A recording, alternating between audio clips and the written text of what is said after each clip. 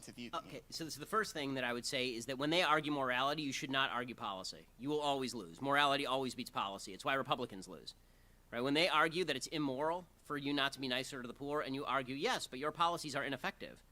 Okay, immoral beats ineffective in an argument any day. So when it comes to purely moral issues, social issues like abortion, to get more specific, the reality is that abortion is not a complex issue. It's a very simple issue. That's either a life or it isn't. It's that simple. If it's a life, you can't kill it. If it's not a life, you can do whatever you want. It's a kidney, right? So, and then it becomes, okay, so how do we define life? And the answer to me is you define life by the same way that you would define life if you found it on Mars, right? If you found a single-celled organism on Mars, it's a life, right? I know, as somebody who has one baby and another on the way, that what's in there is not a random piece of tissue. At the very least, even if you don't believe it's a life yet, it's certainly a potential human life. And that seems to be more valuable than your convenience. And there's something nasty and cruel and degrading about the idea that you get to decide whether something is a life or not based on whether it's convenient to you or because it's in your body. By the way, this is exactly, it truly is amazing, actually, how history repeats itself. The argument in favor of abortion is exactly the same as the argument in favor of slavery. Exactly the same, right? You're on my land. I get to decide. It's up to me to decide whether you're a person or property. It's up to me, right? What are you going to say? It's on my land. What are you going to do about it? So when you have women who say it's in my womb, I get to decide based on what I feel today. I look into my heart, and I decide whether this is a child or not. Well, it turns out that in human history, there's a long and inglorious chain of people who said, I get to decide whether this person is a person or not, and it never ends with anything but mass death. So if you want to be that person who says, okay, that's not a human life, I'm just going to flush it down the toilet because it's personal convenience, you can always tell, by the way, who is losing an argument by who's using the euphemisms. When it comes to abortion, the left uses nothing but euphemisms. Abortion, terminate the pregnancy, pro-choice. They never say, oh no, what I would really prefer to do is go in there with some steel instruments, cut that baby apart and suck its brain into a sink. Right? For some odd reason, they don't like talking like that.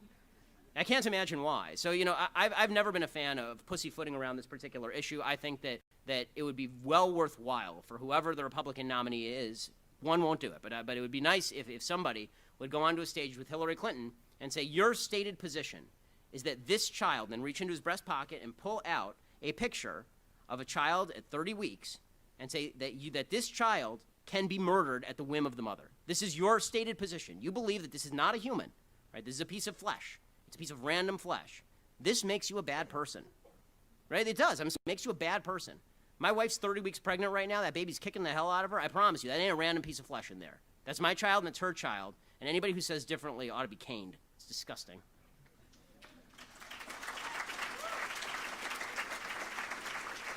And just to clarify for the Donald Trump voters, that's not literal. People shouldn't actually be caned for their opinions. Is this on? I'm Mackenzie, and I go to Carpenter High School. And I often get asked questions about abortion all the time. Mm-hmm. And it's really difficult for me to come back with, my answer. And people always ask, well, what if the woman is raped? What do you do? What would you say in that case? Yeah, so what I always say with regard to rape, for example, is that if a woman is raped, we should find her rapist, we should track him down, and we should kill him, right? Or castrate him. These are my two options. Pick one. Whichever one you please, right? Either one of those is okay. Also, it's bad to kill babies. That's my answer. They're completely unrelated. The two topics are completely unrelated. The source of the pregnancy and whether that's a human life in there are two completely unrelated topics, right? It's a very difficult emotional issue, which is why my personal view of abortion is that when the mother's life is in danger, then abortion is appropriate. That's my exception. Not the health of the mother, the life of the mother. And for me, that includes suicidality, for example. So if a woman is suicidal and she's going to kill herself because she doesn't want to bear this child, then abortion is appropriate. But other than that, these are two separate issues, right? Because rape is wrong, and so is killing babies, it turns out. Two things can both be wrong. They're not equally wrong. In fact, it depends which way you view it. But the fact is that what they want to do is they also, let's be real about this, what the left wants to do is pick the outlier and then use it to justify all the rest of the abortions. Okay, 99% of the abortions in this country have nothing to do with rape. Nothing to do with rape. They have to do with people having irresponsible sex. They have to do with convenience. They have to do with age. They have to do with they don't like whether it's a boy or a girl. So what they like to do is they like to take the one outlier case and the one that tugs at the heartstrings, and then say, well, let's just make abortion legal in all circumstances based on that. How about this? I'll make an agreement with the left. Let's outlaw all rape except for rape. Now, are they happy? Of course not.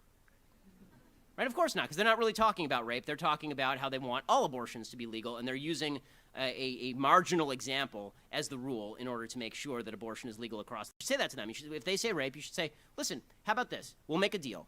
All the rapes, all of the pregnancies that do not spring from rape must be carried through to term. Now, are you happy? They won't be happy, I promise you. And that's how you expose them. That's how you say, well, then it really isn't about the rape, is it? You're just using that as an excuse.